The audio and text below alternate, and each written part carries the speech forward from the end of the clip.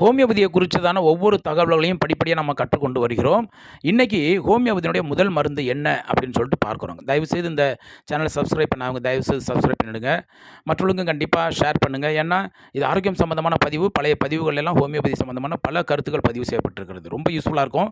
இன்றைக்கி ஹோமியோபதியினுடைய முதல் மருந்து எது? இதை கண்டுபிடிச்சவர் சாமுவேல் ஹானிமன் என்று சொல்லி பார்த்தோம். அவர் எந்த மருந்து முதல்ல கண்டுபிடிச்சார்? சின்கோனா பார்க், அதாவது பெருவியன் பார்க் அப்படிங்கிற அந்த சின்கோனா பட்டை, அதை மூலப்பொருளாக கொண்டு தான் இவர் முதலாக தன்னுடைய மருந்தை கண்டுபிடிச்சார்.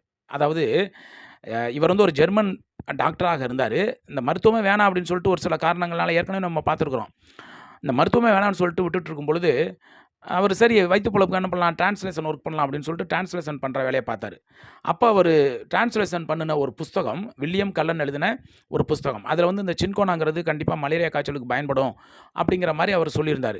அதை அவரால் ஏற்றுக்கொள்ள முடியலை. உடனே என்ன பண்ணுறாரு, சின்கோனாவுடைய மரப்பட்டையில் எடுத்து இவர் குறிப்பிட்ட அளவு எடுத்து குறிப்பிட்ட நாளுக்கு இவர் சாப்பிட்டு பார்க்குறாரு. சாப்பிட்டு பார்க்கும் பொழுது மலேரியா காய்ச்சல் வந்தால் ஒரு நபருக்கு என்னென்ன சிம்டம்ஸ் ஏற்படுமோ அந்த சிம்டம்ஸ் எல்லாம் இவருக்கு இருக்குது, இவருக்கு வர ஆரம்பிச்சிருச்சு. அதாவது இவர் ஒரு ஆரோக்கியமான மனிதர், மலேரியா காய்ச்சல் இவருக்கு வரல, ஆனால் மலேரியா காய்ச்சலுக்கு உண்டான சிம்டம்ஸ் இவருக்கு வர ஆரம்பிச்சிருச்சு. அதே மாதிரி உடம்பு ஜில்லுன்னு இருக்கும், காய்ச்சல் வரும், உடம்பு பெயின் இருக்கும், ஜாயிண்ட் பெயின் இருக்கும். அப்போ இவர் என்ன ஒரு தத்துவம் கண்டுபிடிச்சார்னா, அதாவது லைக் க்யூர்ஸ் லைக் அப்படின்னு சொல்லிட்டு சொன்னார். அதாவது சிமிலியா சிமிலிபஸ் குரண்டர் அப்படின்னு சொல்லிட்டு நம்ம ஏற்கனவே பார்த்துருக்குறோம். லா ஆஃப் சிமிலர்ஸ் அப்படின்னு பேர். அதாவது ஒத்த நோய் அறிகுறிகளை கொண்ட ஒரு மருந்து பொருள், அது வந்து ஒரு ஆரோக்கியமான மனிதரிடத்தில் சில குணாதிசயங்களை ஏற்படுத்துதுன்னா அதை நம்ம வீரியப்படுத்தி குறைந்த அளவு நாம் எடுத்துக்கொள்ளும் பொழுது அந்த நோயை குணப்படுத்த முடியும் அப்படின்னு சொல்லிட்டு அவர் கண்டுபிடிச்சார். அதாவது லா ஆஃப் சிமிலர்ஸுங்கிறது ரொம்ப ஃபேமஸ் ஆயிடுச்சு. இந்த சின்கோனா பட்டை இருக்குது பார்த்தீங்களா, அதுலேருந்து கிடைக்கக்கூடிய அதில் இருக்கக்கூடிய கொய்னான் அப்படிங்கிற ஒரு மூலப்பொருள் தான் இந்த அருமையான ஒரு வேலையை செய்து அப்படிங்கிறத பிற்காலத்தில் அறிவியல் அறிஞர்களும் ஏற்றுக்கொண்டார்கள். இதுக்கு மூல காரணமாக அமைந்தது யார்? அந்த வில்லியம் கல்லன் எழுதின அந்த புஸ்தகம். அதில் சின்கோனாவை பற்றி எழுதியிருந்தது.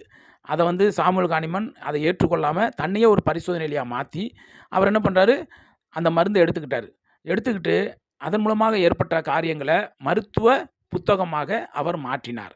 உலகிற்கு அப்போ தான் ஹோமியோபதியை பற்றினான ஒரு முதல் மருந்து சின்கோனா அப்படிங்கிறது வந்தது.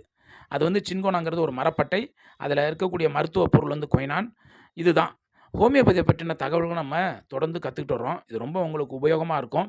வரக்கூடிய நாட்கள்லையும் ஒவ்வொரு ஸ்டெப் பை ஸ்டெப்பாட்டு நம்ம இந்த ஹோமியோபதியை பற்றி கற்றுக்குவோம். தொடர்ந்து இந்த சேனலுக்கு ஆதரவு கொடுங்க, மற்றவங்களுக்கு ஷேர் பண்ணுங்கள். கமெண்ட்ஸ் பாக்ஸில் உங்களுடைய கருத்துக்கள், கேள்விகளை கண்டிப்பாக பதிவிடுங்க. பழைய வீடியோக்களெல்லாம் பாருங்கள், ரொம்ப அருமையான பல பதிவுகள் இருக்கிறது. உங்களுடைய பொறுமையான கவனத்துக்கு மிக்க நன்றி.